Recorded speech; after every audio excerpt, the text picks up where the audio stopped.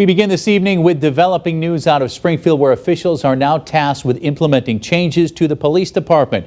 Good Thursday evening, everyone, and welcome to Western Mass News at 6. I'm Pisano.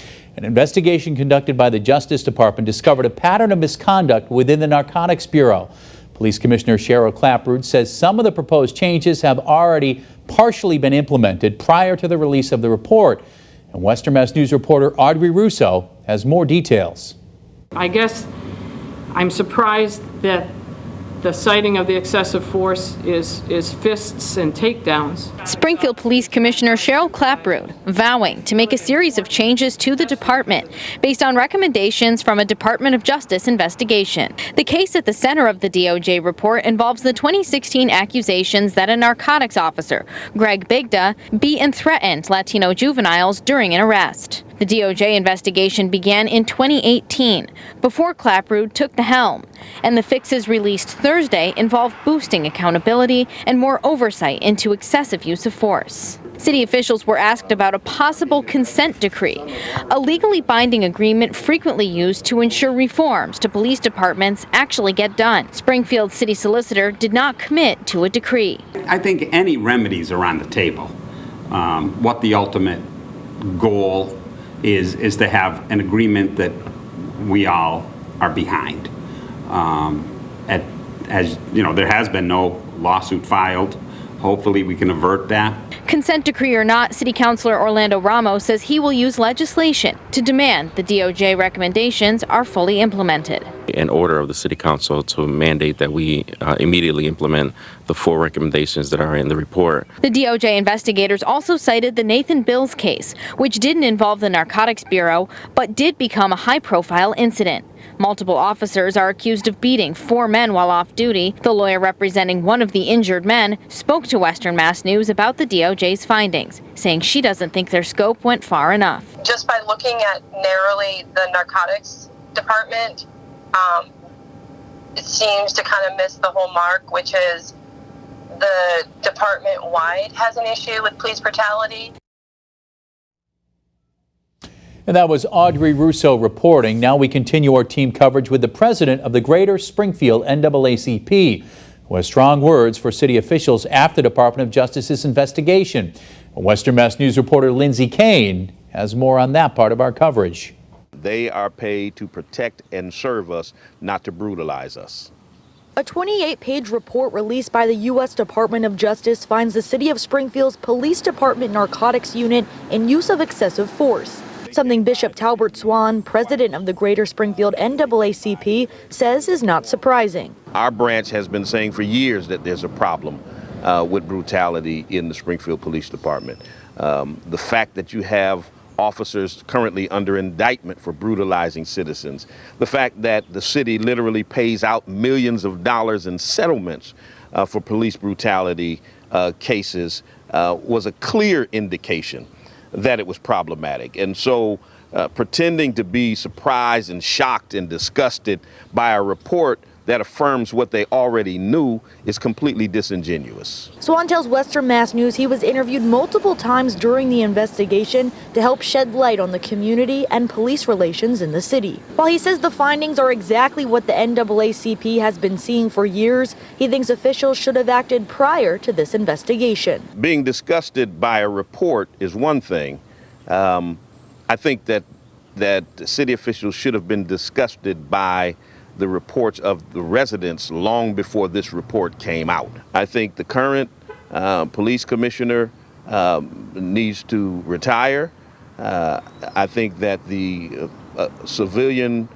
true civilian review board needs to be established. I think we need to do a nationwide search for a new police chief who is innovative, on the cutting edge, who is not thoroughly ingrained into the corrupt system here in Springfield. With nationwide protests over the death of George Floyd and protests calling for change in the policing system, Swan says the results from this 2-year investigation are released with perfect timing. Springfield is just a microcosm of the rest of the nation, and what we see happening in terms of corruption in Minneapolis and in New York and in Baltimore and other parts of the nation happens right here in Springfield. Just last week. And that was Lindsay Kane reporting. An online petition was created by the Pioneer Valley Project to remove Commissioner Cheryl Clapperud. The petition has almost 1,000 signatures. And for the latest on this developing story, be sure you have our free Western Mass News streaming app. MGM Springfield is getting ready to get back into business on this Monday. Western Mass News taking the first exclusive look inside the casino tonight, looking at what new COVID-19 safety protocols are now in place. There are hand washing stations, sanitizing sprays that can disinfect 3,000 square feet in a minute. Plexiglass barriers are up, and around 200 socially distanced slot machines are running. MGM Springfield's president tells Western Mass News the hotel will remain closed and that public safety is their top priority. Today's focus is on people and not profits. And in the days ahead, we'll take a look at the data, take a look at the science, our guest feedback, and then make any future decisions using those as guides.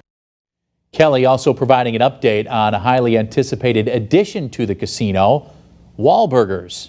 Well, Wahlburgers is actively under construction, and so we're optimistic that we'll see that space open towards the fourth quarter of this year. Again, MGM Springfield will officially reopen Monday, July 13th at 10 a.m. And now here's a look at today's numbers of COVID-19 cases in the state. So far, Massachusetts reporting 177 newly confirmed cases, with a total number of 105,138 in the Bay State. There are 25 more confirmed deaths today. The statewide death toll now stands at 8,053 among confirmed cases. Hampshire College is now offering a sanctuary for some international students at other schools. This as the U.S. Immigration and Customs Enforcement announced a new rule that if those students' schools are remote for the fall, they must pack their bags and head back to their home country.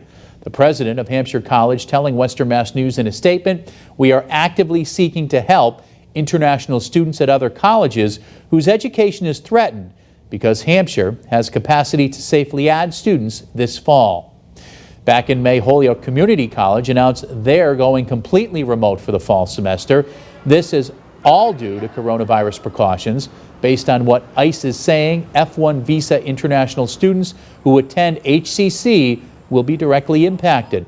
A spokesperson for HCC tells Western Mass News in a statement, "We're working with each impacted student individually to assist them with either transferring to an institution that is offering face-to-face classes, moving back to their home countries where they can continue HCC online classes, or take a break in their education in the U.S. with an option to return at a later date." The president of Hampshire College adds that they will continue to search for additional ways to counter what they call the destructiveness of the decision. And for more coverage on the coronavirus emergency as it continues to develop, you can log on to our free Western Mass News streaming app. We are seeing a couple of thunderstorms, mostly just rain. There was some frequent lightning there around Heath earlier, but right now not checking in with any lightning strikes at the moment. You might get a rumble of thunder here or there, but it's mostly just intense rainfall. Due to this very soupy atmosphere out there, it is just helping with this rain just pour down. And it has not been moving much. It's just drifting or staying nearly stationary. We might see some flood advisories get posted soon, because zooming in here to the Goshen area, look at that. That's almost 4.5, it's a little over 4.5 inches an hour. So that could cause some flash flooding. So I'm a little bit concerned about waterlogged roads in this area. And that goes all the way up to the Vermont border through parts of western Franklin County. So if you live in that area, if you're traveling to that area, just use a lot of caution.